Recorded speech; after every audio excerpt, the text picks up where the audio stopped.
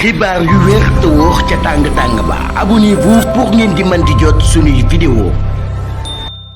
jërë ngeen jëf ci ànd gi ak ñun ci chaîne bi di Buzz 221 HD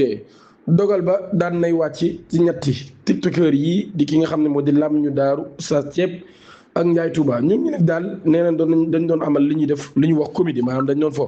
dañ doon def wàllum comédie. Le tribunal daan nay rejeté défense bu ñetti militants yu Pastef yooyee daal di prononcé nag ab peine jëmale ko ci ñoom. Les militants de Pastef les patriotes Manoumbe Diop alias Lam ñu daaru Maguette Diaw di Oustaz Thiep Moustapha Ndiaye alias Ndiaye Touba placé nañ leen sous mandat de dépôt alxames bi ñu génn daanaka leen àtte tey jii ci àllarba gi devant le tribunal des flagrants délits de Dakar ñu ngi leen toppee offense au chef de l'État et discours contraire aux bonnes mœurs ginnaaw bi nga xam ne daan leen interpellé par la division spéciale de cybersécurité DSC bu ñu sukkandikoo nag ci fee yi nga xam ne jot nañ ko ñoom ñetti prévenus yi dañoo diffusé ab vidéo dans laquelle il qualifie le président de la République des traîtres et formulant à son encontre des feux de maladies, notamment un AVC, allant jusqu'à souhaiter sa mort à la barre. Manoumbe Diop 36 ans ci moom di ab commerçant daan nay xam ne moom mii day moo nekk auteur boobu la vidéo ñu projeté ci audience bi ñaa koy condamné woon ci octobre bi ñu génn pour discours contraire aux bonnes mœurs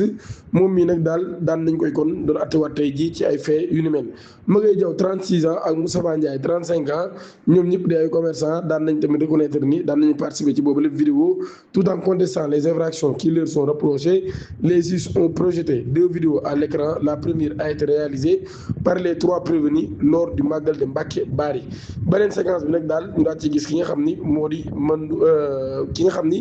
di Manoumbe ñu naan ko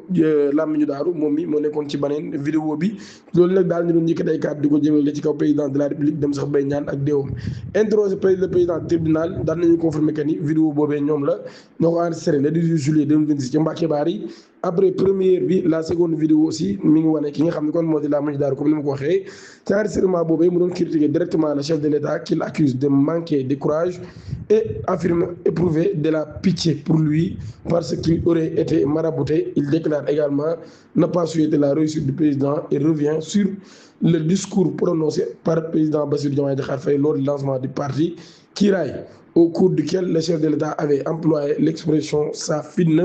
Selon lui, le président manque de courage de prononcer le nom d'Ousmane Sonko dans la même vidéo. Lam ñu daaru ci boobu nag daal daan na xam ne ni riirul tiitul ngir wax li nga xam ne moom la xalaat ci président de la République ci boobu la vidéo. Ki nga xam ne moo di Maguette Diaw nag ñoo ko Oustaz Thiep daan na insister sur le fait que le président ci boppam a un nom et aucun nom n'avait été cité dans leur vidéo. Moustapha Ndiaye alias Ndiaye Touba a lui aussi soutenu que leur propos ne vise à personne en particulier. Il faisait de la comédie comme ils ont l'habitude de le faire au cours de son interrogatoire. Le procureur de la République ci boobu daan na sàkk woon na kon yàlla leen tëj ay peine yu gën a diis waaye ginnaaw ba daan nañu tëj Lam ñu daaru ñetti weeri kaso yoo xam ne da koy tëj ki nga xam ne moo di Oustaz Thiep ak ki nga xam ni moo di Ndiaye Touba ku ci ne 2 weeri kaso yoo xam ni da nga koy tëdd di ñaan ngeen abonné activer cloche notification bi te aimé vidéo bi jërë ngeen jëf.